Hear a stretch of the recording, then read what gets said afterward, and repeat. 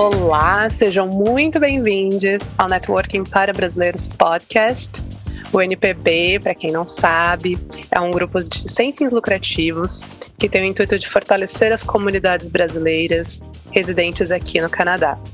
Nós nos conectamos para trocar experiências, informações e criar conteúdo sobre essa aventura que é ser imigrante nessas terras canadenses. O meu nome é Ana Bia, sou mulher cisgênero, LGBTQ, que estou aqui como voluntária no NPB desde o final do ano, desde dezembro de 2019, criando conteúdo. E aí, essa temporada 4, né, eu decidi falar sobre temas dentro de um guarda-chuva bem grande chamado diversidade e inclusão. No episódio anterior, a gente conversou sobre identidades de gêneros. E neste episódio, nós vamos falar sobre diversidade e inclusão no mercado de trabalho. A gente vai ter assim, uma noçãozinha de como está o cenário atual do universo corporativo canadense, mas principalmente explorar esse processo de se educar, de se autorresponsabilizar socialmente por construir mudanças, porque a gente, assim, isso tudo vai refletir na nossa atuação profissional, já que somos seres integrados, né, gente?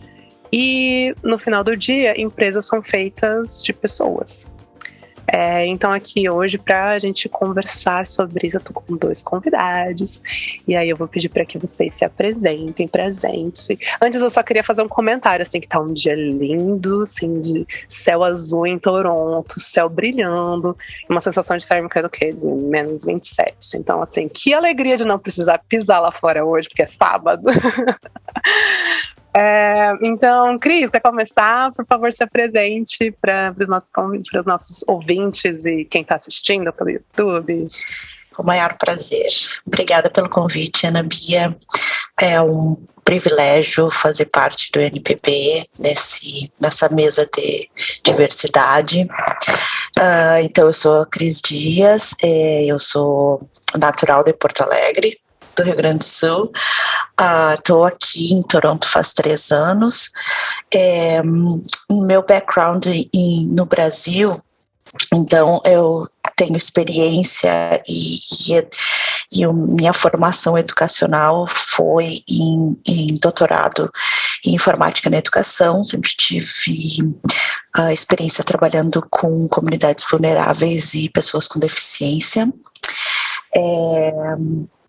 Aqui no Canadá, então, eu me formei em Community Development Work e trabalho nessa comunidade vulnerável também, mas também faço parte. Eu sou também uma mulher bissexual, meus pronomes she, her, faço parte da comunidade LGBT que é de brasileiros no Canadá e trabalho muito em prol, assim, de projetos e integração da comunidade LGBT aqui no Canadá e experiências dessa comunidade aqui no Canadá.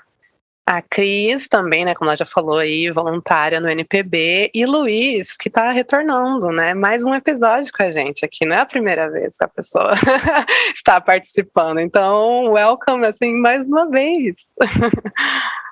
Obrigado. Muito bom estar de volta, colaborar com um tema que eu gosto tanto, falar sobre diversidade, inclusão e relações de pessoas.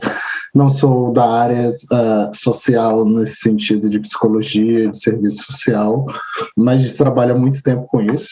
Eu sou Luiz Augusto Nobre, meu pronomes ele, dele, he, him, ele, e Lui, como tem usado aqui no Canadá. Eu sou natural de Fortaleza, no Ceará. Já estou no Canadá há 6 anos. Essa é a minha segunda contribuição para o NPB, para este podcast. É muito bom voltar nessa temporada. Minha formação, eu sou formado em comunicação e venho trabalhando com responsabilidade social e diversidade e inclusão pelos últimos 16, 17 anos, posso dizer isso. Me identifico como um homem queer cisgênero, tenho acredito que as pessoas são fluidas e que a gente vai ter um dia uma sociedade mais fluida, onde a gente vai se aceitar melhor, né? Pelas nossas identidades, e acho que essa conversa é um bom caminho, né, para essa discussão de um futuro mais inclusivo para todo mundo, respeitando quem nós somos individualmente. Maravilha. Só aqui, curiosidade, o Luiz participou de um episódio, se não me engano, o número 19 e 20, que a gente teve que quebrar ele em duas partes, porque foi uma conversa muito longa e muito interessante, onde a gente falou sobre o direito de ser e amar. Então eu trouxe narrativas de pessoas com diferentes experiências, né, com as suas histórias, falando aí de como é morar no Canadá, mas fazendo esse paralelo com o Brasil. Então, para quem quiser ouvir, fica aqui o convite. Então, vamos lá, né?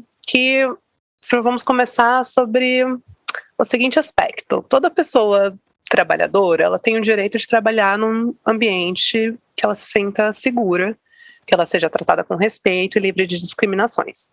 Então, isso é direitos humanos, né? É para ser garantido, é direito. Inclusive, nós como imigrantes, nós estamos inseridos num grupo social que é chamado de minorias. Então, acho isso muito interessante aqui deixar já, né? Porque a realidade que a gente vem do Brasil é uma experiência, vem para cá, somos todos imigrantes. Quando nós consideramos ainda, depois disso aí, interseccionalidades, então, se a gente vai olhando para aspectos, né, que assim, vários aspectos a gente pode considerar. Então, o racial, a identidade de gênero, a expressão de gênero, sexualidades, idade, né, geracional, as crenças, cultura, disabilities, que são as deficiências, enfim, tudo isso. Resultam na multiplicidade, né, como nós, indivíduos, somos plurais. A gente é feito de muitas camadas e a experiência que você vai viver dentro dos espaços, dentro da sociedade, ela vai refletir de acordo com essas camadas todas que um indivíduo é. O que é importante a gente entender, né, que apesar de existir essas políticas no papel, né, então as empresas elas vão ter a sua política, a gente sabe que tem os direitos humanos, enfim, existe uma diferença entre o que está no papel e o que acontece na prática. E ainda hoje a gente sabe, quando a gente observa dentro do mundo, né, corporativo, dentro da hierarquia organizacional, as posições de alto nível, elas continuam sendo majoritariamente ocupadas por pessoas brancas, cisgênero, heterossexuais, mais especificamente homens, e dificilmente nós vamos encontrar pessoas, sei lá, por exemplo, imigrantes não brancas nesses lugares, pessoas transgênero e por aí vai.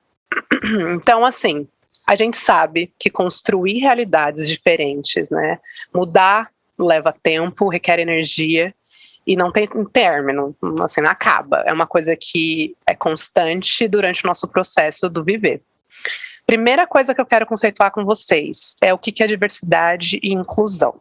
Então, diversidade é a gente ter representatividade, é a gente ter grupos plurais de pessoas com esses diferentes perfis e backgrounds, que eu dei uns exemplos aí. E inclusão é quando a gente fala sobre essas pessoas, elas existem no espaço, beleza, mas elas têm voz dentro desses espaços? As necessidades delas são atendidas? Elas se sentem seguras e se sentem pertencentes nesses espaços? Isso é inclusão. Então, fazendo um paralelo, assim, é tipo, você chama uma pessoa para festa, mas ela está excluída, isolada nessa festa, ela comeu, ela bebeu, ela dançou, ela se divertiu, isso é inclusão. E aí a gente tem uma questão, quando entra nisso, né, de grupos com diversidade, que impacta nas questões das baias, né, inconscientes, ou enfim, das pessoas que acabam gerando preconceitos e intolerância. Então, isso é um fato. Trouxe 2 dados para vocês aqui, que um é sobre liderança, que de acordo com uma pesquisa que a Bloomberg fez em 2020, 20% de posições em boards, né, administrativos de empresas de capital aberto, com presença global, são ocupadas por mulheres. E nessa pesquisa foi apontado um declínio, inclusive, que teve uma diminuição. Então, assim, por mulheres, imagina por outras pessoas, outros gêneros, enfim, considerando interseccionalidades. Outro dado que eu queria trazer é sobre sobre uma pesquisa que a McKinsey, depois eu vou passar todas as referências, tá, galera, dos lugares onde eu tirei essas informações. Mas McKinsey fez em 2020 sobre comparar grupos diversos, a performance deles, né, com grupos menos diversos. E eles fazem uma análise que tem por gêneros e tem por diversidade, uma sobreposição desses dois aspectos, uma sobreposição sobre esses dois aspectos, e que acusa, né, que grupos com maior performance, eles com maior diversidade, têm uma performance maior em 35%. Porque no final do dia, sabemos que grupos, né, diversos têm o quê, gente? Criatividade, inovação, mentes diferentes pensantes para solucionar problemas, para inovar e por aí vai. Dito tudo isso, para a gente começar, convidados, eu queria fazer um pedido para vocês, que na verdade a primeira pergunta não é uma pergunta, é uma reflexão. Eu gostaria que vocês pensassem dentro assim, da experiência de vocês, incluindo, né, toda a trajetória, obviamente, de estudo, experiências, as construções, as ressignificações da nossa existência, mas poder abordar e amarrar assim, um raciocínio que considere 3 aspectos. O que são essas baias inconscientes, como isso, né, a relação de vocês com isso, do processo de vocês, a questão de ter empatia e responsabilidade social. Então, como tudo isso se conversa dentro da vivência de vocês. Quer começar, Cris, por favor? Claro, no problem. Então, eu acho que existe uma interseção entre esses tópicos, mas acho que é muito mais complexo assim do que a gente pensar que a gente vai conseguir aprender com isso, né? Num curto período de tempo. Eu falo porque a identificação do bias, ela é uma construção social, né? E essa construção social, ela é uma construção de vida inteira. É claro que a gente consegue mudar isso durante o período, durante a vida, mas é bem enraizada nas nossas experiências culturais, né, e sociais. Então, o que eu quero dizer com isso é que essa construção da nossa vida, de entender que as pessoas, que é interessante existir na diversidade, é interessante um trabalho, é necessário uma empresa que pense na diversidade, só que a gente tem que considerar também que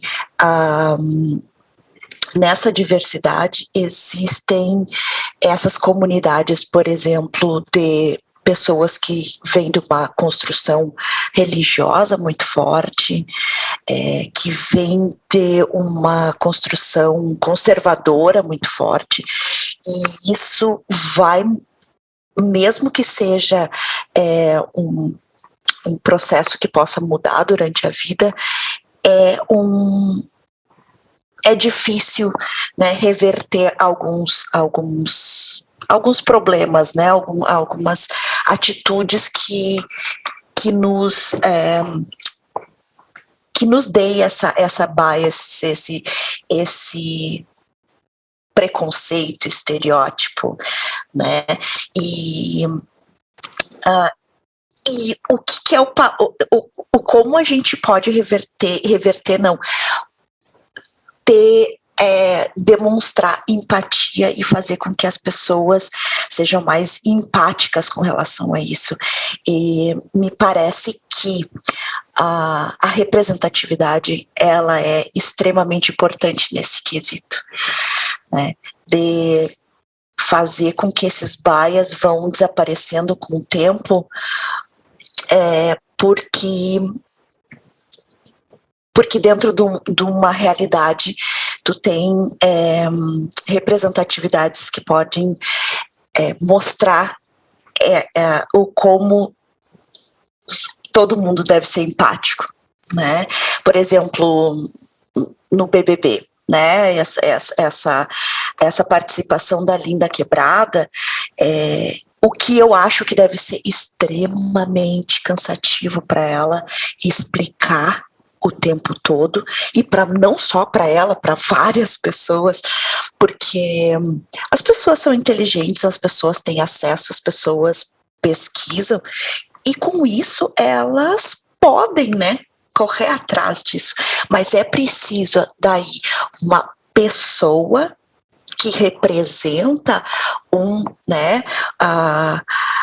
que tem uma representatividade da comunidade trans, para ela se explicar e dizer, olha só, sou eu aqui, uma pessoa, né, como outra qualquer, mas eu me identifico de outra maneira que tu, e tem uma perspectiva de orientação e de identidade diferente da de vocês. E aí tem aquelas coisas que outras pessoas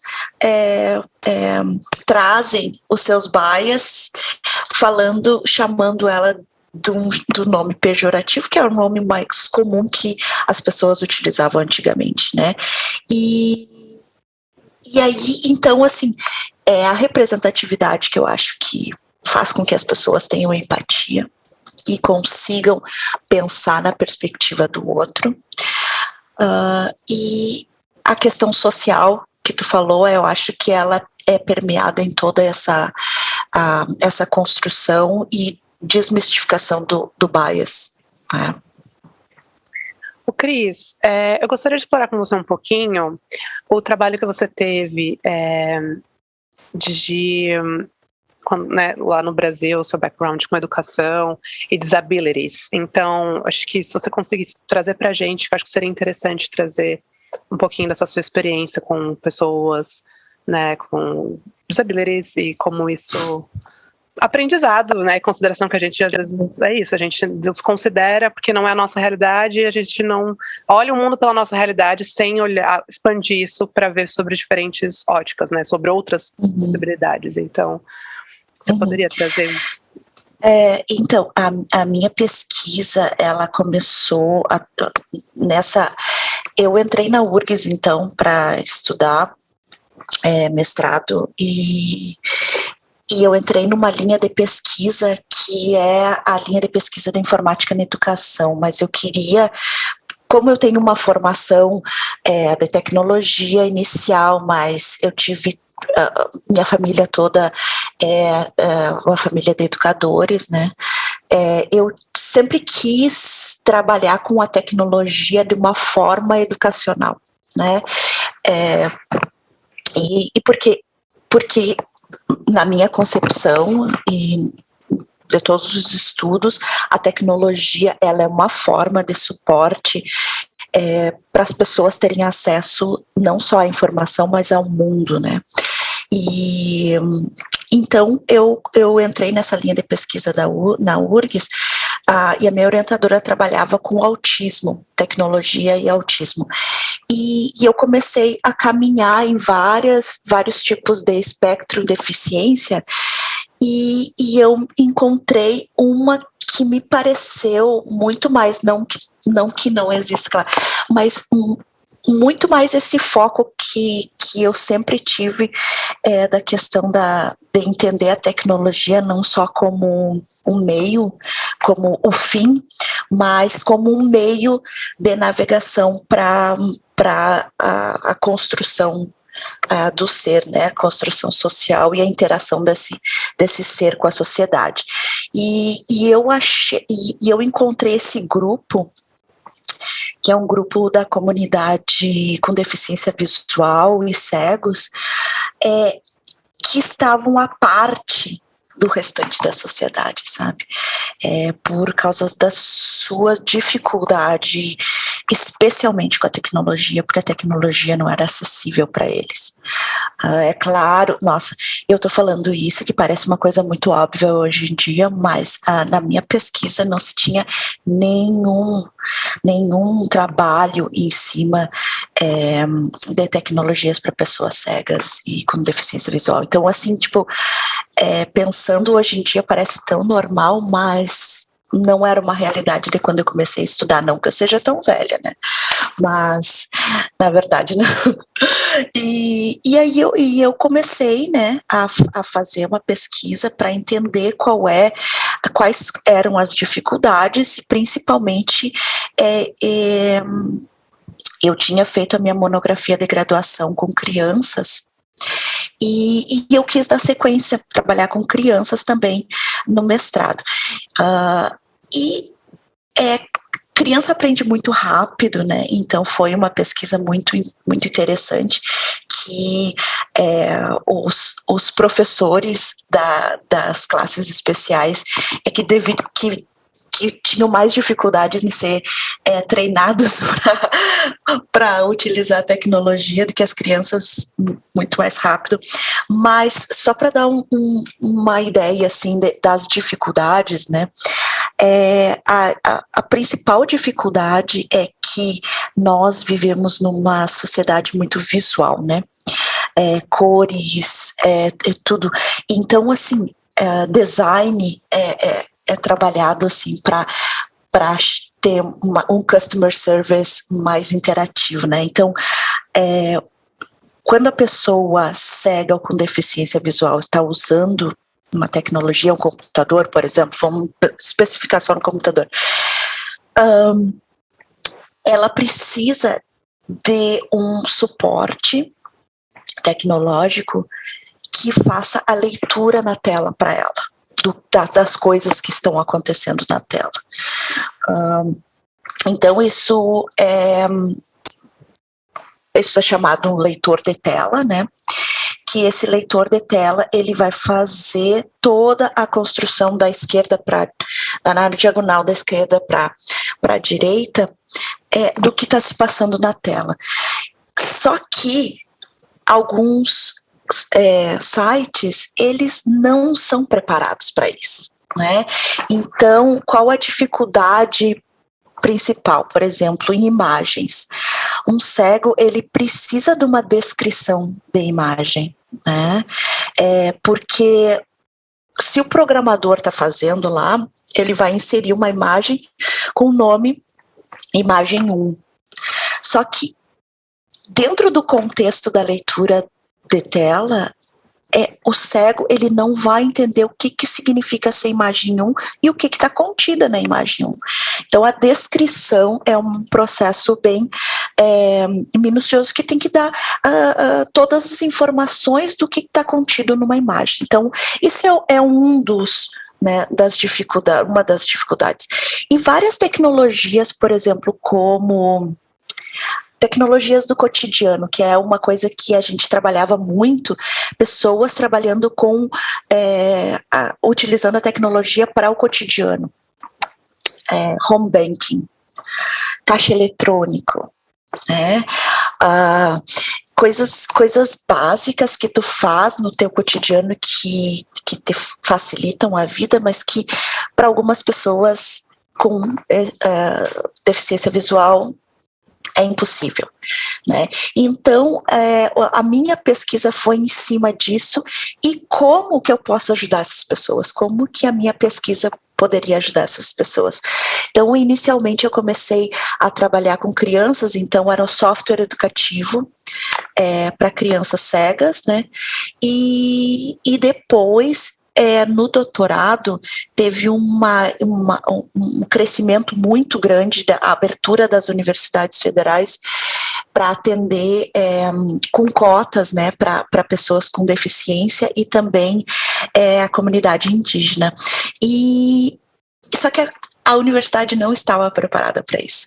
Então, eu entrei nessa área de pesquisa que ajudava, então, os professores a construírem conteúdos para suas aulas de forma acessível, tanto para a comunidade com deficiência, quanto para a comunidade indígena.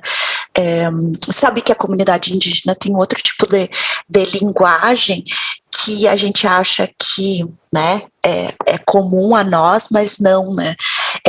A construção, ela é mais objetiva, né?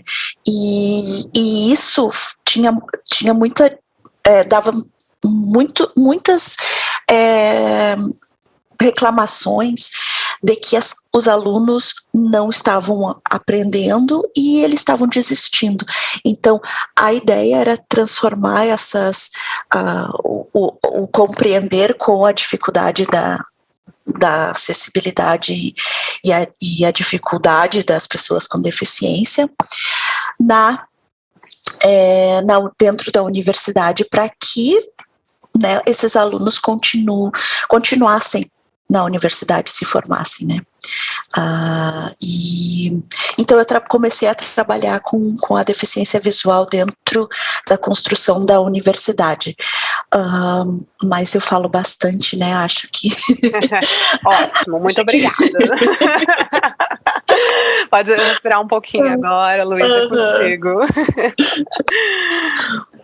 Nossa, a Cris colocou, acho que trouxe tantos pontos, né? E assim, até na sua entrada tomei nota aqui para não perder muita linha de raciocínio do que foi perguntado, né? Do que é esperado e também até como contribuir com o que a Cris veio falando sobre a questão da acessibilidade para pessoas com deficiência, dando exemplo de pessoas com deficiência visual.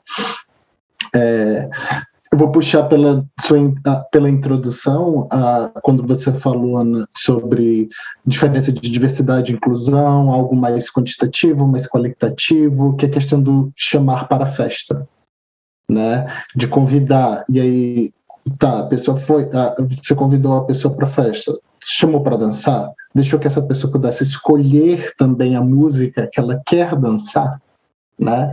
Independente de pensar em limitações físicas e tal, mas, né, num comparativo disso, e é você criar esse senso de pertencimento, que em inglês se fala tanto da questão do sense of belonging, né, de você ser, né, eu ser e o estar, né, mais forte.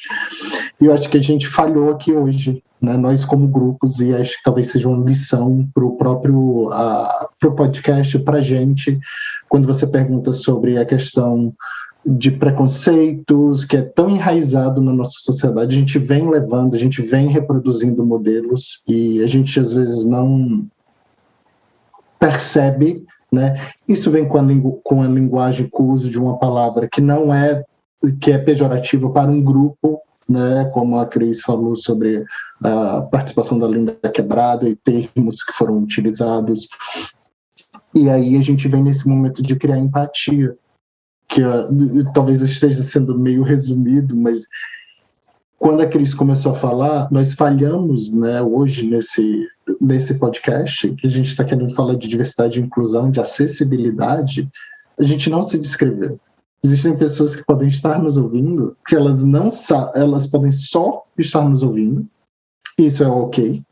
Elas podem estar nos vendo, né, já que o podcast também está sendo gravado, então as pessoas estão nos vendo, e a gente tem que dar a questão de, quando a gente se identificou, também da gente se descrever, né, que aí vai muito no exemplo que a Cris falou, né, de me descrever como um homem queer, cis, mas eu também esqueci de dizer que eu uso óculos, né, que os óculos são redondos, que eu estou usando uma camisa da cor rosa, com uma jaqueta por cima, né, um suéter por cima da cor azul, que eu estou usando fones de ouvidos grandes, que eu tenho cabelo longo, médio, né, para longo, cacheado, né, que está meio molhado, porque recentemente saí do banho. Então, assim, que eu uso barba, né, minha barba está grande. Então, esse tipo de coisa faz com que a gente faça empatia, quando a gente começa a se colocar no lugar do outro. Talvez quando a gente aprende a ter maior a questão da responsabilidade, né, que em inglês se muito usa da accountability,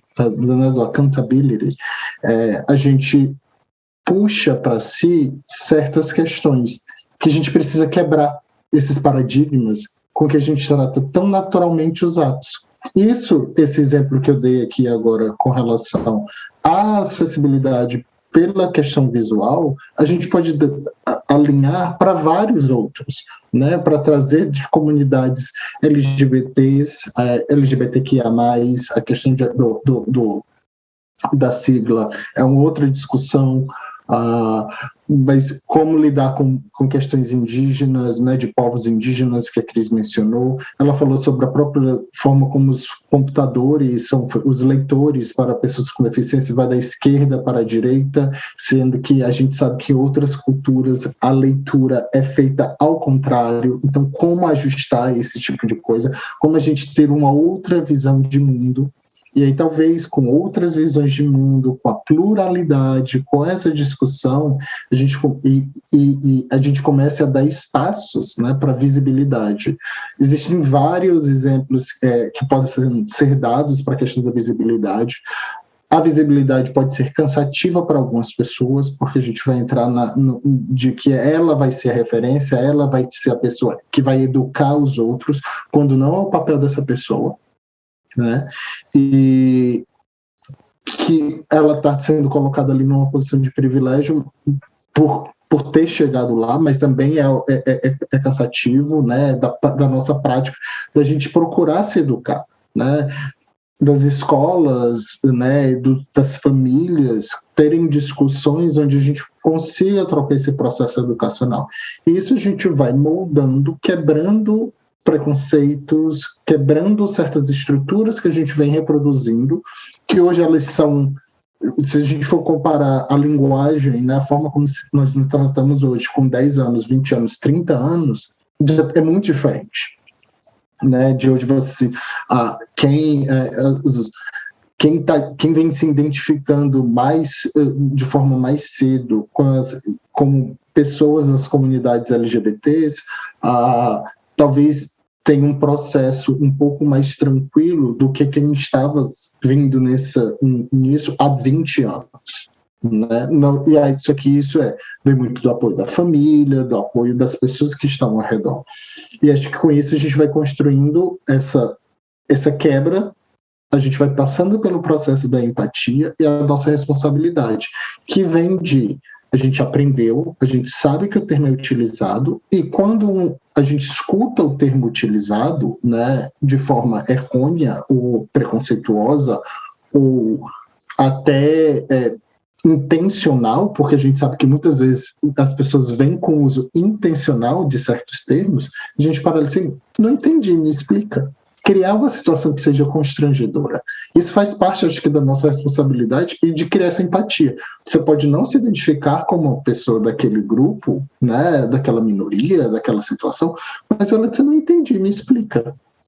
E continuar pedindo para que aquela pessoa veja que ela está falando algo que não deveria.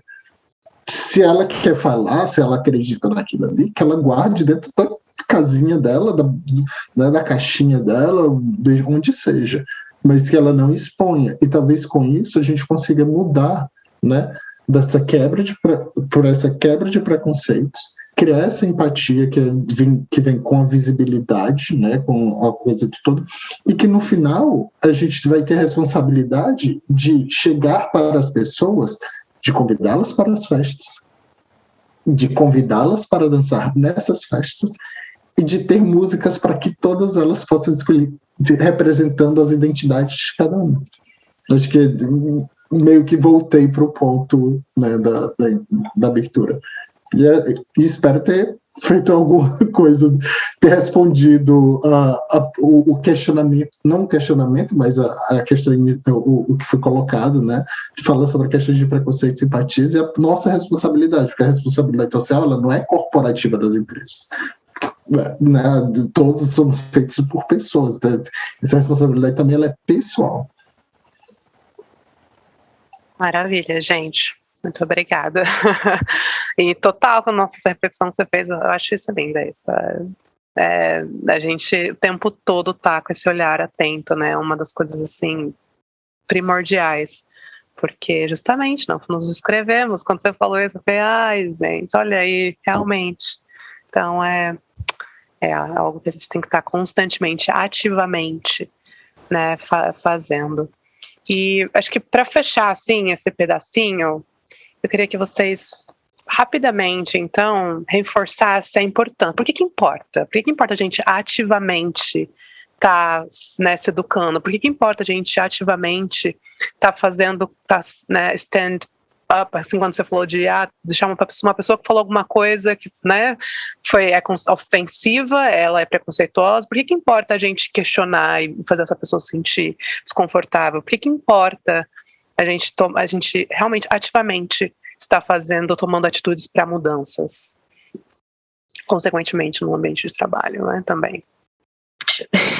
Eu penso assim aqui, fazendo uma reflexão, então, eu sou formada numa família bem conservadora, de fazer piadas racistas, e até um certo ponto da minha vida eu achava que isso era normal, porque não era só minha família, era o entorno da família também. Era os meus colegas, era tudo. Era a realidade que eu vivia. E até o momento da minha vida eu acho que isso todo mundo faria. Todo mundo faz e é normal. No momento em que tu começa a te relacionar com outras pessoas, diferentes grupos, tu começa a compreender que tu precisa respeitar essas novas realidades. E com isso tu muda a tua perspectiva e todos os teus biases. E eu acho que brasileiro, agora voltando à função do NPB, brasileiro que tem essa cultura enraizada de preconceito e de falta de empatia, quando vem para o Canadá, ele precisa ter isso em mente de que o Canadá é mais evoluído nesse quesito do que no Brasil, né?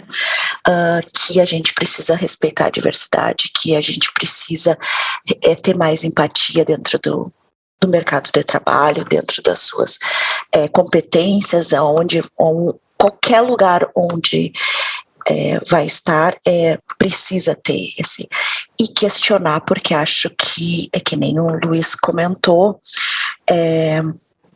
questionar é importante. Se tu não sabe o que tu tá falando, por favor, né, pesquise, procure.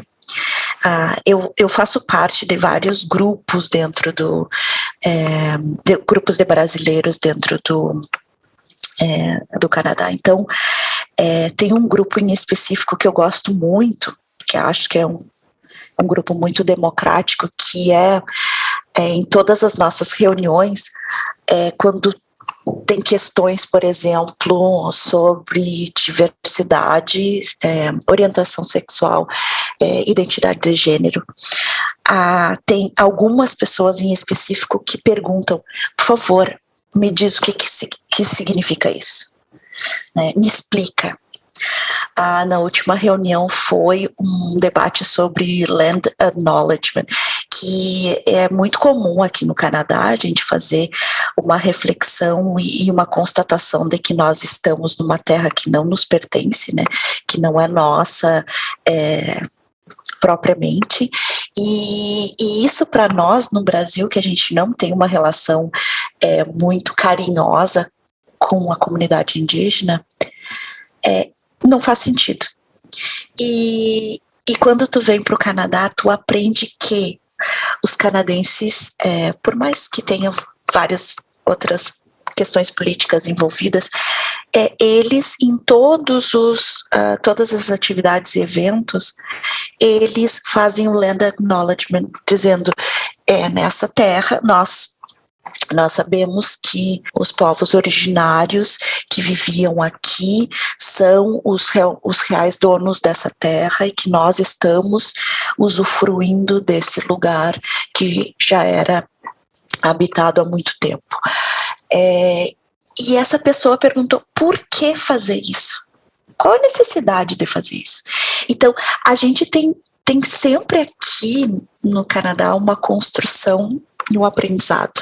Eu acho quando tu tem essa curiosidade de saber, isso é interessante, isso é válido, né? Mas não trazer seus preconceitos ir em cima desses preconceitos e não perpetuar esses preconceitos além da sua comunidade, da sua bolha. Então, eu acho que às vezes a gente precisa também sair um pouco da nossa bolha para a gente ter essa empatia com o outro e aprender com o outro. Isso faz parte principalmente do mercado de trabalho, que a gente sabe que aqui é um pouco mais, não só o mercado de trabalho, uma questão educacional dentro dos colleges, dentro das universidades, dentro das escolas públicas, né? A gente precisa entender que nós estamos num lugar que não é nosso, não é pertencente nosso, e nós estamos aprendendo com todo mundo aqui dentro. Então, acho que essa é uma reflexão assim, que eu faço de uma pessoa de fora como imigrante. Essa parte indígena, assim, é minimamente reconhecer a questão do processo de cerco, né, da colonização e do massacre dos povos nativos em todos os países que tiveram processos, né, de colonização. Então eu falo assim, tipo, aqui essa reparação histórica, minimamente uma atitude dentro do que, né, a gente pode pensar em reparação histórica, né, fazer esse reconhecimento. E daí eu falo, gente, um paralelo desse assunto no Brasil, do tipo, os povos nativos no Brasil ainda estão brigando, né, para tipo a terra que pertence a eles e que não E eles brigam não só eles estão brigando pelas terras que foram destinadas a eles, as reservas. Eles foram empurrados. Eles não conseguem nem ter a garantia do pedaço de terra que pertence a eles. Que já eu acho que foi o único, né? Acho que assim, seja entrando, isso daria um outro tema para um outro podcast. Daria.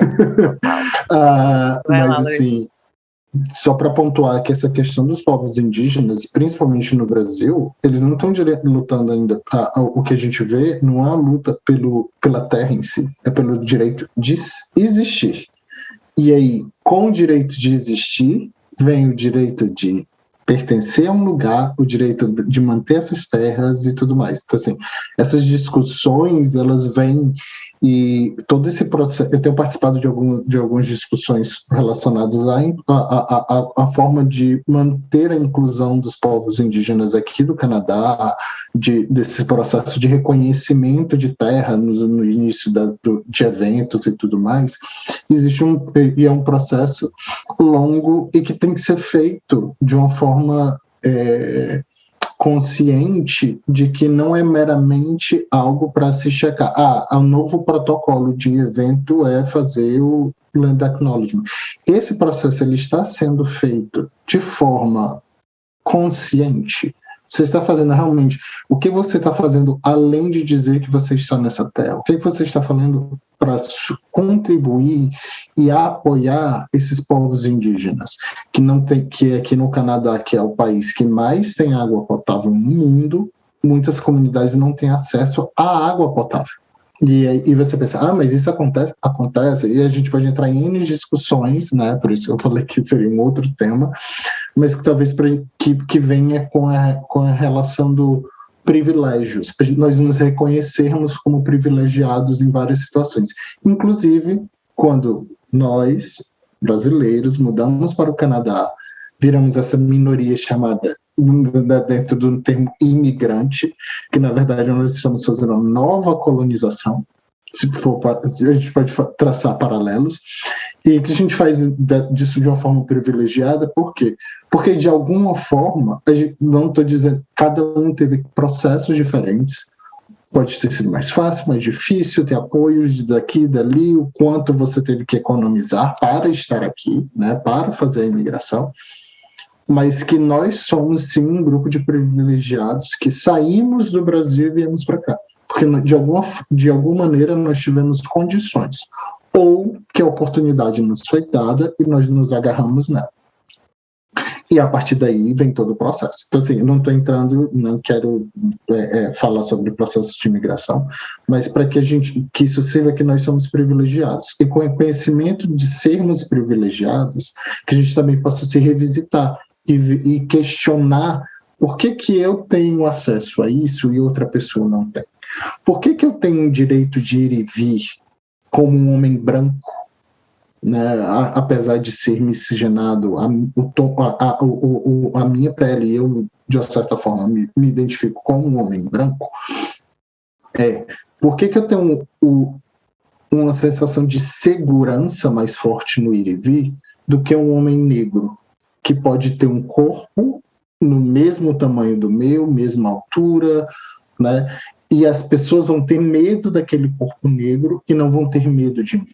O que tem isso no Brasil e aqui no Canadá e nos Estados Unidos? E a gente pode passar por vários outros lugares onde a questão da raça vem isso. E aí a gente traça um paralelo também para a questão do corpo, que tem no meu caso, como um homem e que vem como uma mulher trans, né? Por que essa mulher trans tanto gera desconforto, né? Ou um homem trans pode gerar desconforto?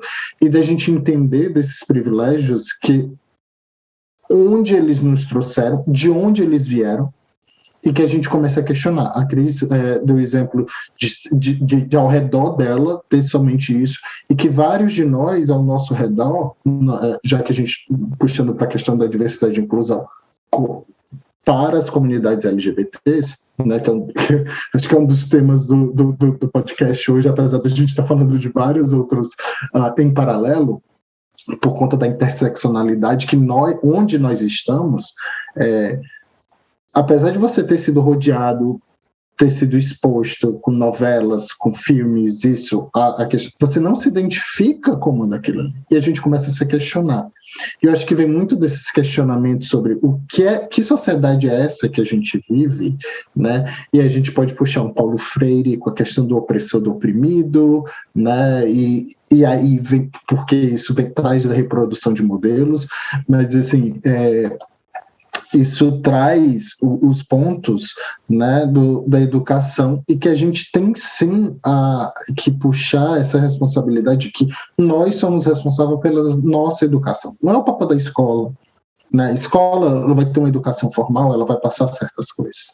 A família vai educar, os amigos também, mas que a gente pode aprender e questionar esses pontos, onde a gente escuta algo, a gente sente que esse algo não é legal, e questionar, reproduzir ou não, e chegar para a pessoa, me explica, criar isso. Por quê? Se você já tem esse conhecimento de que aquilo ali é errado, pode ser uma maneira de colocar, porque não é só dizer, esse termo é errado, você não pode mais usar isso. Por que eu não posso mais usar? Porque é errado, porque não é certo, porque é preconceituoso. Mas se a pessoa está reproduzindo modelos, ela vai continuar ouvindo aquilo ali, ela não vai pegar aquele momento como um momento de aprendizagem, que ela vai passar para um outro nível, né? Que ela vai absorver aquele conhecimento.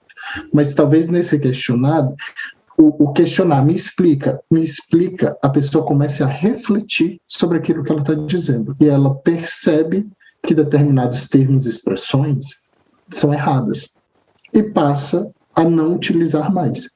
Isso a gente tem que rever com vários aspectos da nossa linguagem, incluindo a questão dos pronomes, quando começamos aqui, né, utilizando os pronomes.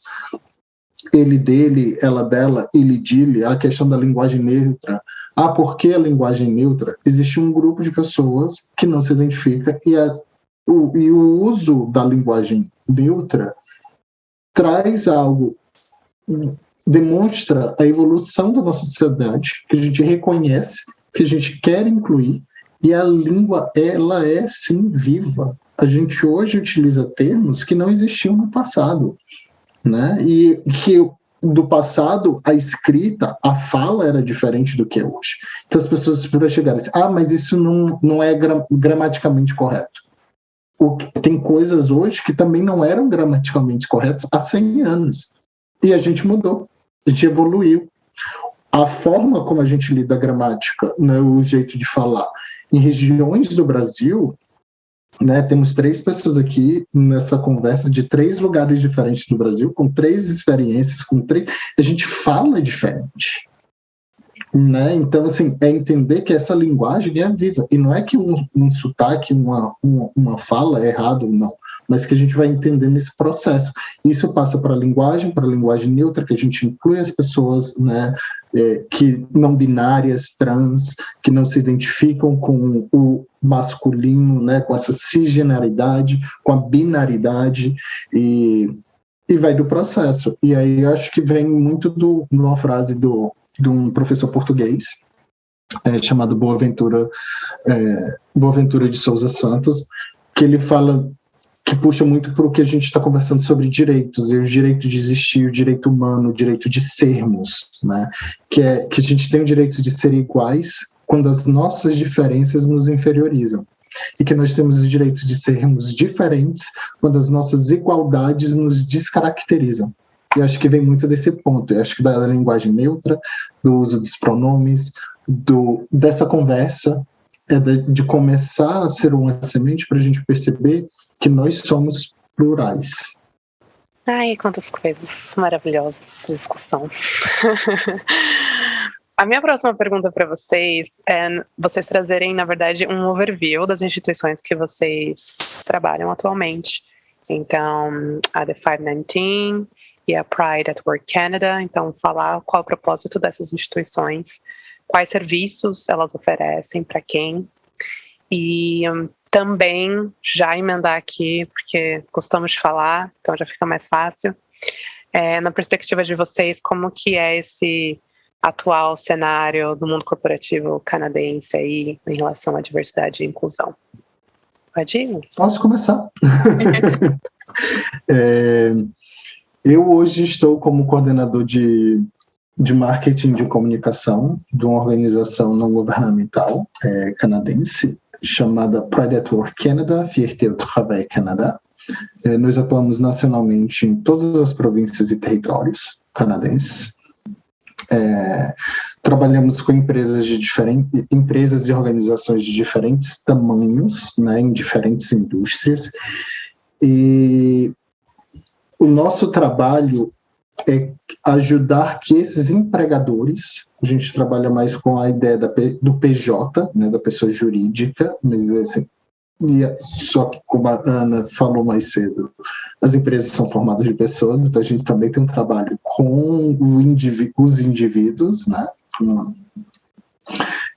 Nós ajudamos os empregadores na jornada da diversidade e inclusão, que é ajudando a eles a desenvolverem melhores políticas internas, reverem questão de benefícios, para criar esse ambiente onde as pessoas possam chegar e se sentir pertencidas, acolhidas, abraçadas. Eu não tenho medo de dizer que eu sou casado com um homem, ou que eu sou casado com uma mulher, que eu não vou sofrer preconceito por isso, que eu não vou deixar de ter desenvolvimento da minha carreira, né, num banco, numa planta industrial, onde quer que seja, por algo que é da minha pessoa. Eu tenho olhos azuis, ok, eu tenho olhos... claro, entender que nós somos, nós não estamos, não é algo transicional, né? Então, o trabalho da Pride at Work Canada é muito nesse sentido de colaborar para que esse mundo corporativo ele seja mais inclusivo para as pessoas trans e que vá além da questão só do que a gente já falou aqui, que é que pode ser o inicial, mas que também precisa ir além quando a gente começa a questionar, mas por que somente isso? Né? Que é questão de uso de pronomes, de uma linguagem neutra em documentos, de banheiros neutros, né? O que você está fazendo para desenvolver, para que as pessoas sejam continuamente educadas, né? Porque todo dia a gente tem algo novo que é colocado. Uma nova conquista, ela cria espaço para que outras venham, né? Por quê? Porque a gente quer a questão da equidade dos aspectos, onde pessoas com suas interseccionalidades e limitações, elas sejam feitas, elas estejam no mesmo patamar, elas não sejam tratadas de formas diferentes, elas sejam tratadas como elas precisam. Caso precise de um suporte a mais, ser colocado nisso. Né?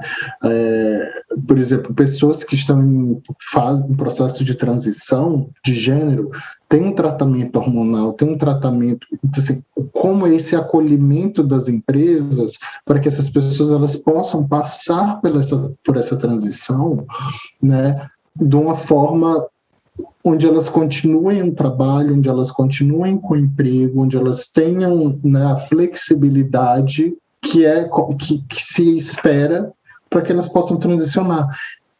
E um dos pontos que a Bia até trouxe de dados, né, de empresas que têm essa diversidade e inclusão de uma forma mais forte, né, isso é visto no ganho final, no lucro, né, isso faz parte do retorno de investimento. Né? E entender que tudo aquilo que você faz que colabora com a diversidade e inclusão faz com que esse mundo corporativo se desenvolva e todos se desenvolvam. Então, o trabalho da Project Work vai muito nisso, mais voltado para a questão da inclusão das comunidades LGBTs no Canadá como um todo. E a gente trabalha nesse constante processo educacional para que as pessoas revisitem os privilégios, criem os processos empáticos, né, e tenham as responsabilidades individuais, onde todos somos aliados, né, para o bem comum e onde a gente possa, né, desenvolver conjuntamente. Luiz, traz um pouquinho das questões desse panorama de como você vê aí, né, esse trabalho com as empresas no lugar que elas estão. Eu lembro quando a gente conversou, você falou assim, a porta de entrada foi aberta. Foi assim que você trouxe. Então... porque assim, do trabalho de consultoria que a gente oferece, às vezes vem algo muito pontual, que é a questão da instalação de banheiros, né, neutros, né? Como garantir o que fazer, como comunicar.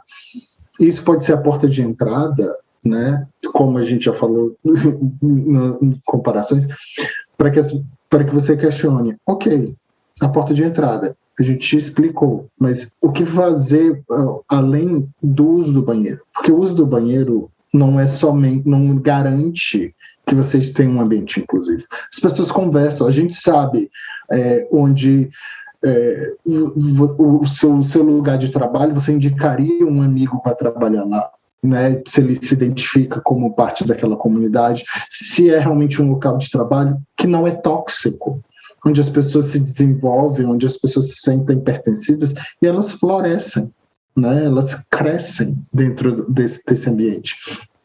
E essas portas de entradas vêm, né, de diferentes formas, são diferentes portas, e a gente dá esse suporte com base nisso, mas é preciso ir além, não é só fazer um checklist, assim como as empresas no passado, né, eu venho da área de responsabilidade social corporativa, sustentabilidade, onde muita gente discutia a questão ambiental no passado, com usar papel reciclado, ou fazer reciclagem, né, dos resíduos produzidos e tudo mais, e que na verdade vai além, que tipo de impacto você tem para o ambiente, né?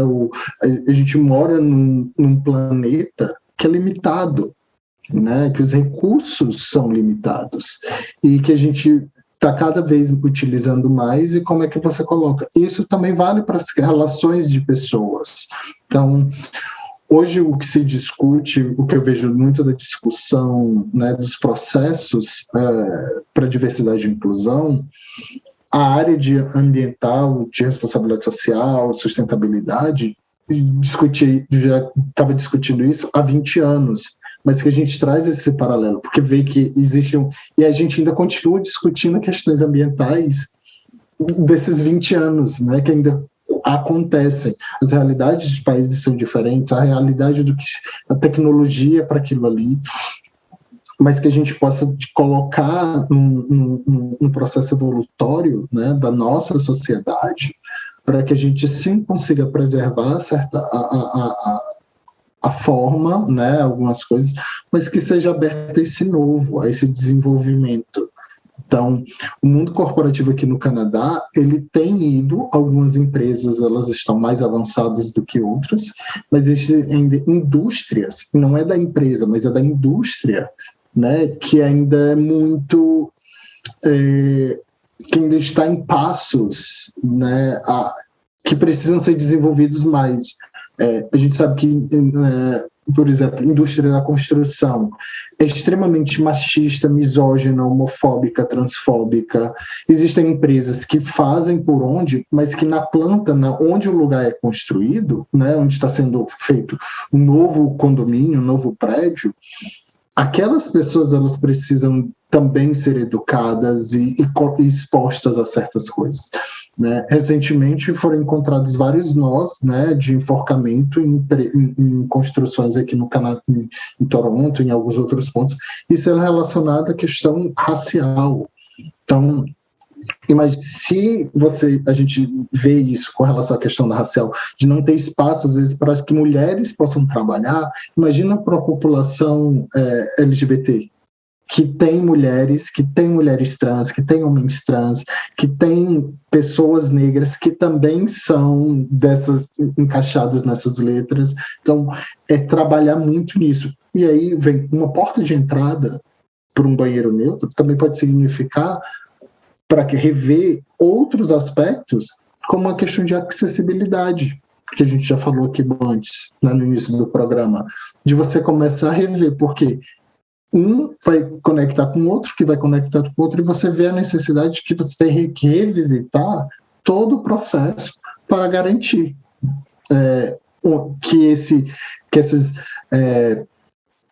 que eu falei do Boaventura, né, que a diferença não nos inferiorize, as igualdades também não nos descaracterizem, né, que a gente consiga respeitar a todos, a sermos nossos autênticos, né, os nossos próprios, sermos autenticamente como somos em casa, nesses ambientes. Eu queria também complementar com o Luiz, que também coisas além do banheiro, além dessa criação do banheiro, a empresa tem uma responsabilidade também, por exemplo, se tiver um empregado trans ou fazendo a sua transição, né, em transição, que o seu seguro de saúde contemple isso, né? Porque o seguro de saúde não contempla reposição ou né, tratamento hormonal, né? Então, assim, vai além do banheiro, vai além dos colegas chamarem pelo pronome certo, chamarem pelo nome que tu quer ser chamado.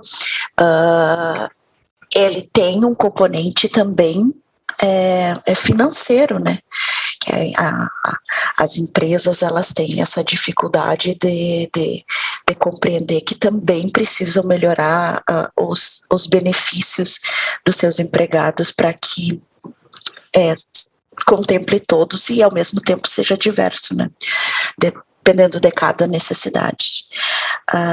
Então, só respondendo então à pergunta de Ana Bia, então a organização que eu estou inserida nesse período, nesse momento, é o The 519, ou seja, o 519. O 519 é uma agência da cidade de Toronto, né? Como se fosse um community center, um centro comunitário, e que ele fica situado dentro do Gay Village, da comunidade essa comunidade se chama The Village, aqui em Toronto, então fica perto do centro. E essa comunidade, como ela fica dentro de um bairro que já tenha um histórico social de ter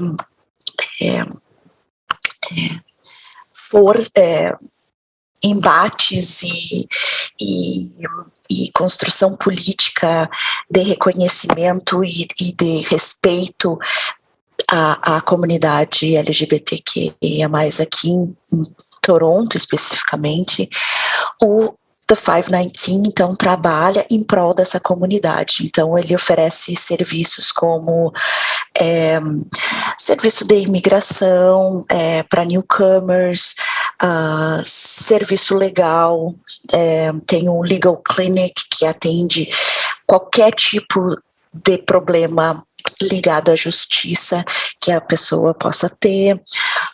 Tem encontros de networking, ajuda ao trabalho de encontrar emprego também, focado sim na comunidade LGBT, e também oferece roupas e comida para as pessoas que estejam necessitadas, e principalmente nessa época do Covid, a gente identificou, ficou muito mais claro e perceptivo o quanto Toronto é deficiente e vulnerável. Tem muita gente sem ter onde morar, sem ter o que comer, sem ter o que vestir, e esse frio horrível, né, que faz aqui, a gente tem essa perspectiva de ajudar essas pessoas para que se aqueçam e pelo menos tenham uma comida de boa qualidade 2, 3 vezes ao dia, né? Então, essa é a organização. Com relação ao mercado de trabalho e à diversidade, acho que, sim, caminhando nessa perspectiva da construção de organizações que precisam se reorganizar, eu também tenho um vício e também meu bias é sempre focar na área tecnológica, né? Na área de tecnologia e como estão as empresas de tecnologia em relação à diversidade. E, historicamente, a área de tecnologia, então, ela é uma área male dominant, né? Ela é dominada por homens, porque desde o início da educação básica sempre se teve esse estereótipo de que homem se dá mais com a relação com a tecnologia, melhor com a relação com a tecnologia do que mulheres. E, né, sabe que não tem nada a ver com gênero, mas isso é uma construção social. Então, isso permeia até hoje, né? Isso se identifica até hoje com empresas de tecnologia que são, na maioria das vezes, dominadas por homens. E eu tenho esse viés assim, de sempre estudar a respeito de como a tecnologia ela pode ser preconceituosa de algum jeito, e como que a gente pode ter um pensamento mais crítico do que usar e do que fazer. É claro que vai entrar também numa questão de pinkwashing, aquelas empresas que elas têm isso o Luiz fala com bastante conhecimento de empresas, então, que elas têm essa perspectiva de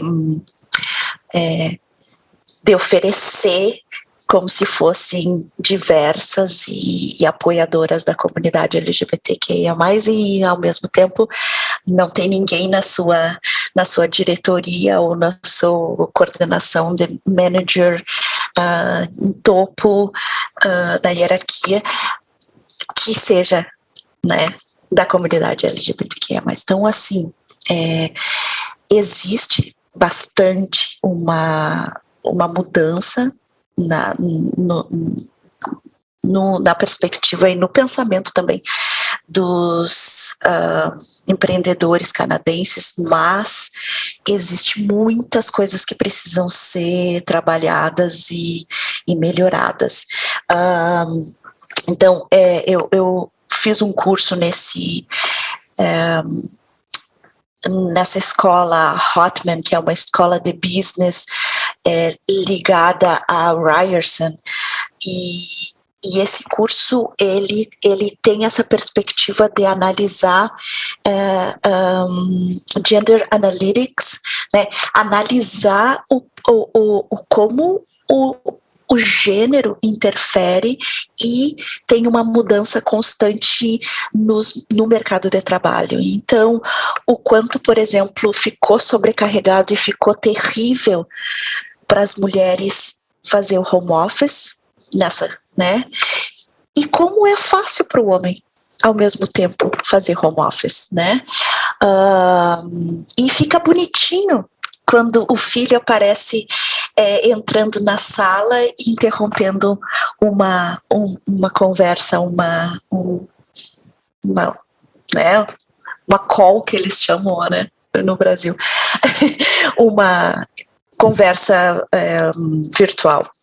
E para a mulher não, né? Para a mulher fica assim desconfortável, né? Fica nossa, não está conseguindo manejar e trabalhar e ser competente e cuidar das crianças ao mesmo tempo. Então, tem muito disso com relação à tecnologia, tem muito no quanto os nossos bias são importantes na construção das tecnologias, na construção dos softwares, nos algoritmos, né? E então, assim, acho que tem bastante para caminhar, mas tem um processo de construção crítica, de reflexão, de estudiosos aqui que compreendem que isso precisa mudar, né? E isso já é um passo. Acredito que isso já seja um passo, né? E assim, acho que aqui caminha um pouco melhor, como, por exemplo, vou te dar um exemplo simples de tu ir no supermercado, não só com a comunidade LGBT, mas dando um exemplo de outras culturas, tu ir no supermercado e ver uma pessoa usando burca e turbante, né, atendendo as pessoas no caixa. Ao contrário de países, por exemplo, avançados, como a França, que proíbe que as pessoas usem a burca e a... Eu falei outro, turbante, isso, que permite, que proíbe em locais públicos. Isso é um desrespeito à própria cultura da pessoa, né? Então, da comunidade. Então, assim, acho que o Canadá tem essa característica de pelo menos respeitar isso, sabe? Que é coisa que são identidades básicas, né? Mas a gente tem essa dificuldade de identificar que a inclusão dentro de uma corporação, ela é identificável, né? Isso, por exemplo, o trabalho que a empresa, que a organização do Luiz faz, é maravilhosa, né?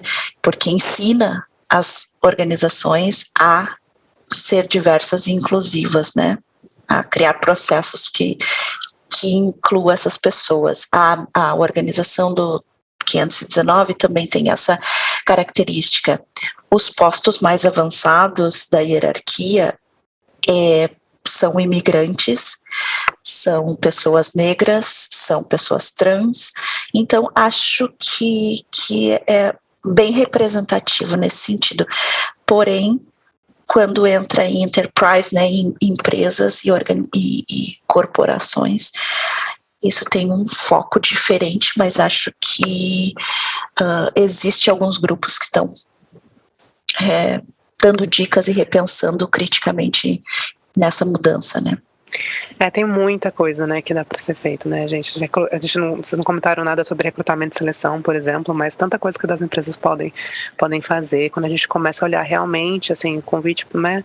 Os episódios são convites, assim, então começa a estudar e ver, gente, é um universo que dá para ser feito de atitudes, né, que começa ali, o pequenininho, que a gente falou de linguagem e banheiros, mas que isso realmente são camadas e camadas, né, de profundidade para ser trabalhado. Eu ouvi não sei nem qual era o contexto, mas comentando essa questão de gênero, né, dentro de uma orquestra, que fizeram um processo de audição às cegas. Foi um modo de recrutar, né, pessoas novas, porque eles vão escutar baseado na competência do que a pessoa vai tocar e não do que está sendo enxergado e por aí vai, né. Quando eu estava dando, né, eu dei uma olhada explorando aí o site da Pride at Work Canada, e aí eles têm uma parte de resources, gente. E aí tem um documento que eu vi, tem outras coisas também. Mas vou deixar também de indicação para vocês que tem um guide para pessoas LGBTQ, e todas as pessoas, né, na verdade, que estão aí nesse processo de educação, mas para Know Your Rights. E também tem uma live que eu assisti em inglês, maravilhosa, achei incrível. E vou deixar também como indicação de conteúdo para as pessoas de suporte.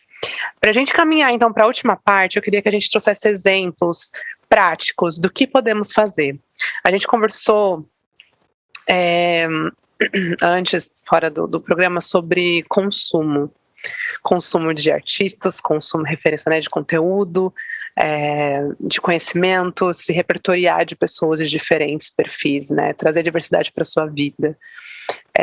Então, a gente queria que vocês trouxessem para a gente ir finalizando mesmo, assim, para as pessoas, que eu, sabe, coisas práticas do que pode fazer. Então, da linguagem, do saber seus direitos, né, que a gente, sendo imigrante, a gente, nessa realidade de para lá e para cá, às vezes a gente tem várias coisas que a gente desconhece, então, dessa questão do consumo de informação, de onde você está consumindo mesmo, de quem você está aprendendo, quem são as pessoas que você está consumindo. Então, conhecimento, arte, cultura, entretenimento.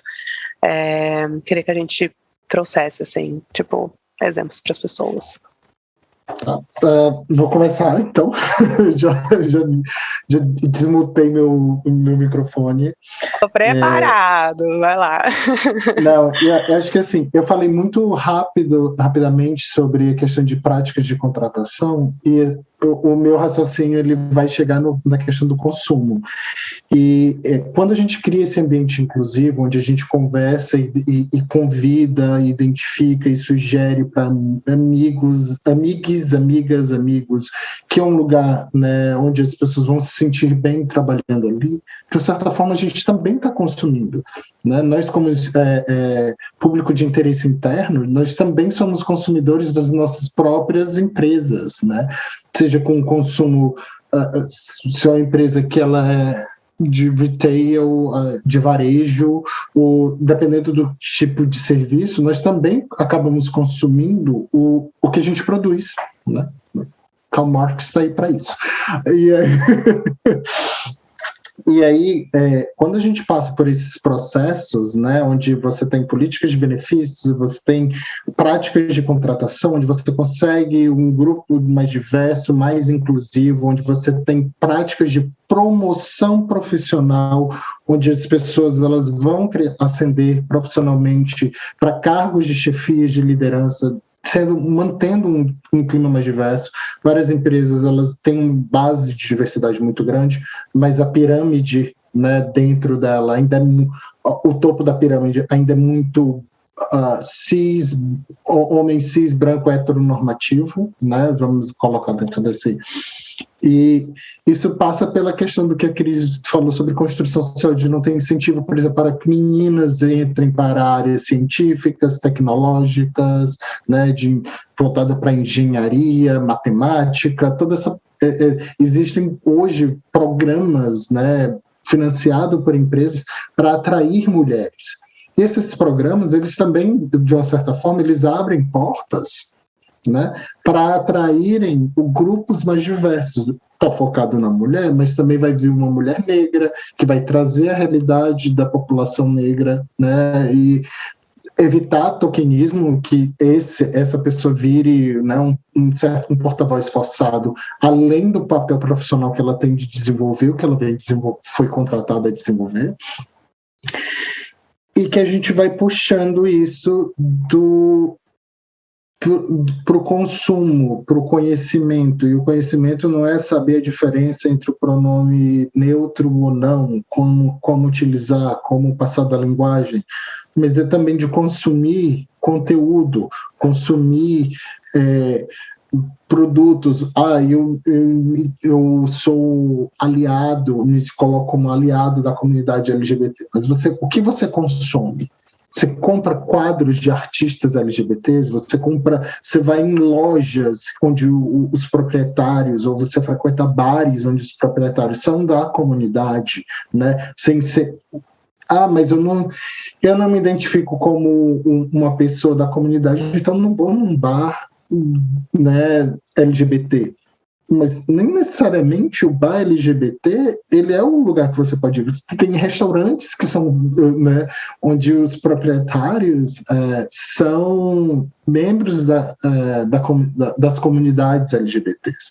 Ouvir música, consumir música, comprar livros, ler autores, né, negros, trans, mulheres, ter essa diversificação de como a gente consome porque a gente vai aprendendo com esse outro, a gente vai aprendendo com esse outro olhar.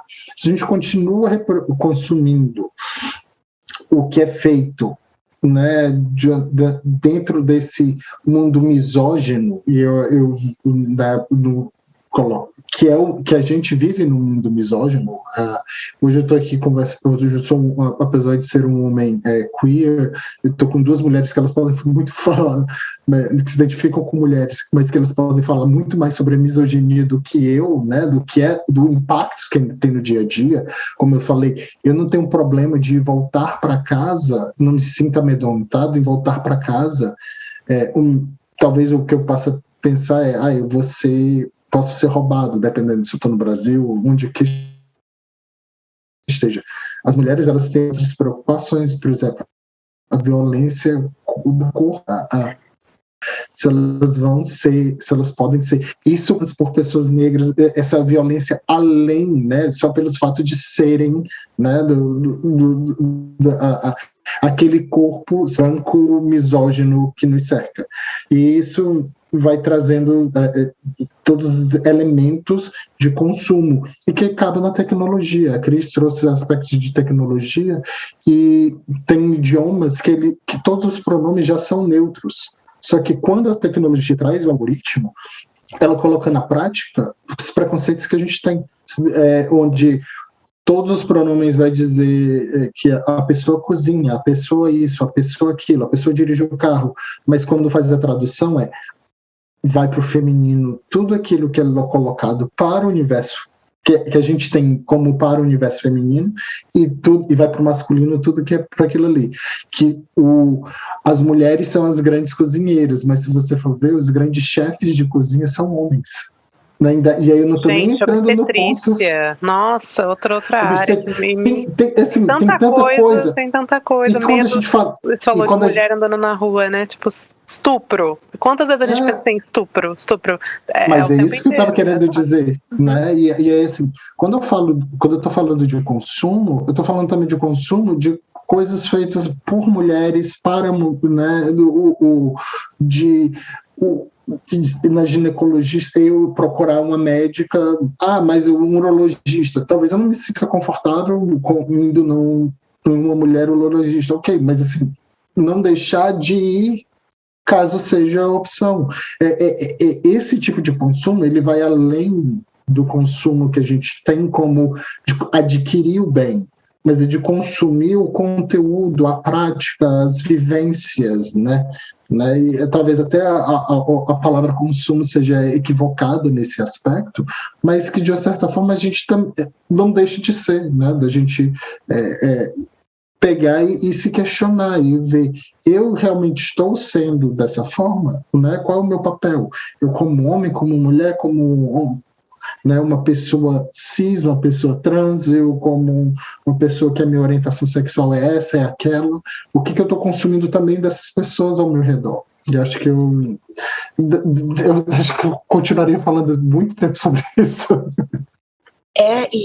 Assim, eu contar uma experiência só para exemplificar esse consumo que eu acho que não é só produto, mas é um consumo de experiências, né? E acho que todas essas nossas experiências, não tenho certeza que dizia Vygotsky, que tudo, o nosso aprendizado ele é social, né? A gente só consegue se desenvolver se estivermos inseridos numa comunidade. E aí eu tenho uma amiga, uma colega de trabalho do 519, que ela veio do México menos de 6 meses e ela está fazendo a transição social em menos de 6 meses. E ontem eu falei, ia ser muito novo tudo para ela.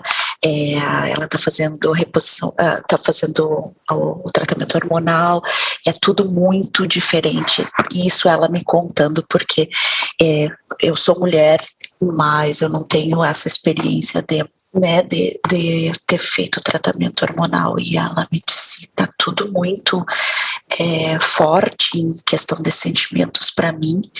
E ontem ela me ligou que brigou com o namorado dela não quer apresentar ela para a família porque ela é uma menina trans, e ela então estava muito triste com isso, e ela me dizia, não é justo essa sociedade me condenar porque eu sou trans, não é justo ele não, a família dele não me aceitar por isso, e ser mulher é muito injusto, ela falou.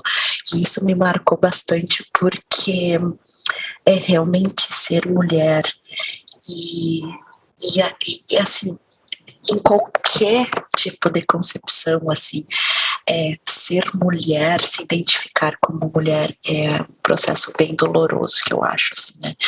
Acho assim, ó, extrema, eu sou desde sempre, né? Mas quem escolhe, né? Não escolhe, né? Se identifica como é muito corajoso, no meu ponto de vista. Então, acho que ela é bem corajosa também por estar enfrentando todas essas dificuldades, assim, que a mulher passa todos os dias, né? E que mulheres, tanto na interseccionalidade como várias interseções, negras, mulheres trans, mulheres donas de casa, tudo é sempre muito difícil ser uma mulher nesse mundo. Mas eu só queria comentar isso que o Luiz falou dessa dificuldade e desse consumo que a gente tem que, então, sair da nossa bolha, às vezes, e consumir outras coisas, né? Eu, por exemplo, falando em consumo, não de produto, mas assim, eu agora estou experimentando artistas que eu nunca tinha escutado antes, por exemplo, música turca. Eu estou experimentando música da Mongólia.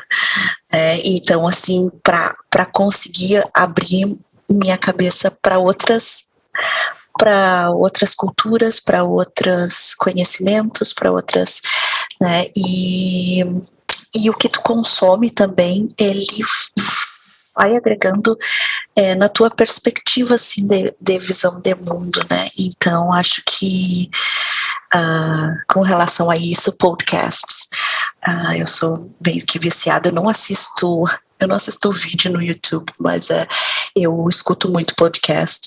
E podcast eu acho que também é uma forma de tu abrir tua mente e aprender e descobrir coisas novas. E recomendo bastante.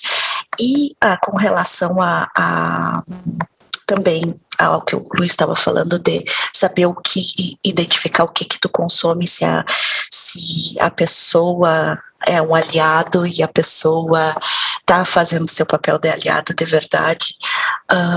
Tem um caso agora que saiu na semana passada, nessa semana, do Neil Young, aquele artista canadense, que ele retirou todas as músicas dele do Spotify, porque o Spotify promove e hospeda um podcaster, que é um podcaster bem famoso americano, mas ele é extremamente homofóbico, ele é extremamente misógino e anti-vacina ainda. É claro, né? Porque as coisas têm que ser sempre conectadas. E aí a atitude do Neil Young foi uma atitude extremamente positiva e legal e política, né? De tirar as músicas lá de uma plataforma que está promovendo um cara, né, que não vale a pena, né, um cara ruim. E a plataforma ficou assim, bom, que aquele programa do Rogan, ele faz mais sucesso, né, do que todos os podcasts nos Estados Unidos, né, que tem que o Spotify promove. Então, tipo, para o Spotify não foi muita diferença mas se vários outros músicos fizerem a mesma coisa, vai ser uma atitude política interessante, né? Então é nessa perspectiva que eu fico sempre pensando nos artistas e como os artistas se posicionam, e isso é que faz eles fazerem alguma diferença para mim na hora em que eu consumo, né, os seus trabalhos.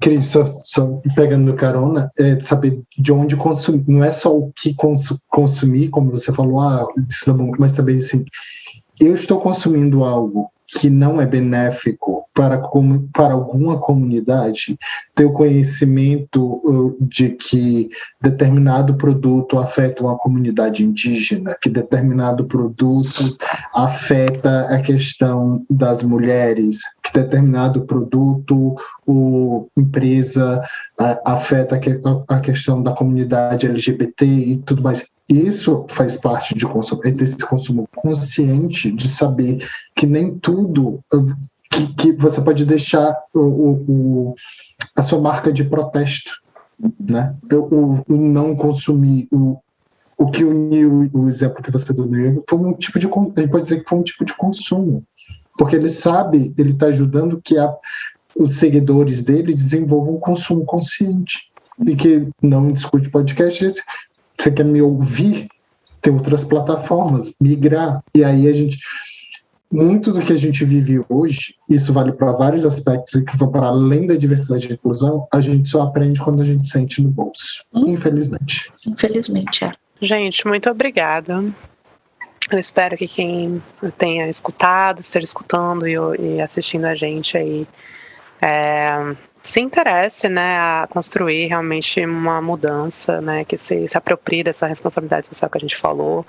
A Cris teve uma fala quando ela estava falando dessa questão de acessibilidade, de pessoas, quando você falou do seu projeto, que pessoas quando entravam na universidade e a dificuldade, né, o quanto a pessoa desiste. Então, que a gente possa realmente, assim, construir cada vez mais espaços onde as pessoas não tenham que desistir, porque é muito difícil ser ela, quem ela é, porque as construções sociais, né, tudo que está ao redor dificulta num nível que, assim, a gente vai falar, inclusive, de saúde mental, sabe? Então, assim, é isso, assim, acho que é um assunto que vai para muitos lugares, como vocês puderam ver, a gente, assim, tocou em muitos tópicos diferentes que dá pra gente desmembrar em muitas conversas, mas que a gente realmente tenha esse olhar, essa atitude, né, esse fazer de mudança de comportamento dentro de quem a gente é, que é onde a gente controla, né, o eu. Né? E aí uma coisa assim que é super boba, super básica, mas acho que traz, é que nem eu falo do teste do pescoço.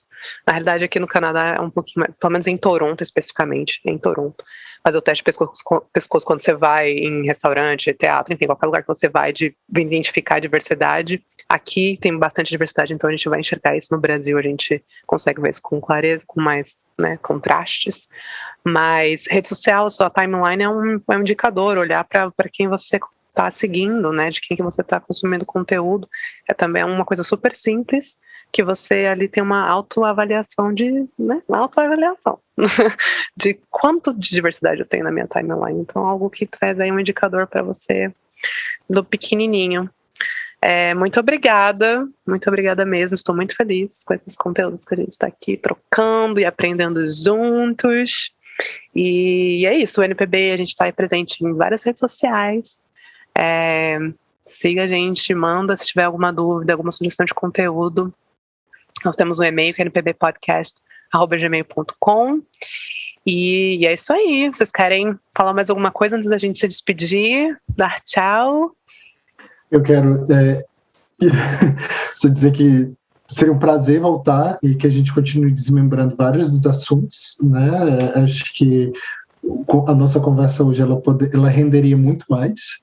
E cada ponto pode ser um tema de um podcast, mas que hoje você saia daqui que quem escute, quem nos acompanhou até agora, por vídeo, por áudio, por tudo, mas que sai com a sensação de a gente não veio ensinar nem nada, eu pelo menos não vim, eu vim colaborar, contribuir, compartilhar, né, das minhas experiências, e que você saia com muito mais questionamentos do que com aprendizagens, e que daqui seja um ponto onde você ativamente procure, tem Google, tem outros podcasts, tem programas anteriores do NPB que trazem alguns temas, tem organizações como o CONCID, né, o Conselho Brasileiro para a Cidadania, que também organizam eventos assim, tem organizações como a que eu trabalho, que tem eventos, que tem conteúdo,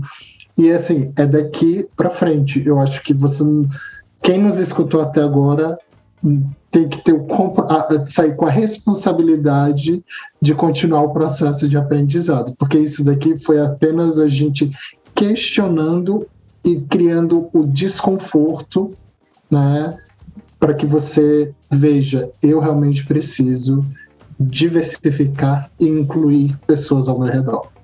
E que isso faz parte também do me diversificar e me incluir. Eu só queria finalizar, agradecer. É sempre muito bom conversar com o Luiz, assim, e trocar ideias com ele, que eu sempre aprendo muito. Obrigada, Ana, pelo convite, foi ótimo, e obrigada pela iniciativa de criar essa conversa, esse debate. Acho que, inicialmente, eu daria a dica, assim, brasileiros chegando no Canadá, vão se atualizar, vão aprender, vão abrir a cabeça para aprender coisas novas. Reforço tudo que o Luiz falou. Acho que daqui para diante é só questionar e ter uma visão crítica das coisas que estão aí, né? Sempre pensar, ler alguma informação e, né, tentar projetar e ter uma empatia de se colocar no lugar do outro e, ao mesmo tempo, ter uma criticidade para interpretar as coisas, né? Então, eu agradeço e eu às vezes, assim, eu me empolgo falando e às vezes eu cometo umas gafes, mas assim, tipo, eu tô sempre aprendendo. E ser humano é assim, né? E agradeço bastante. Então, fique sempre, minha dica escute os outros podcasts do NPB.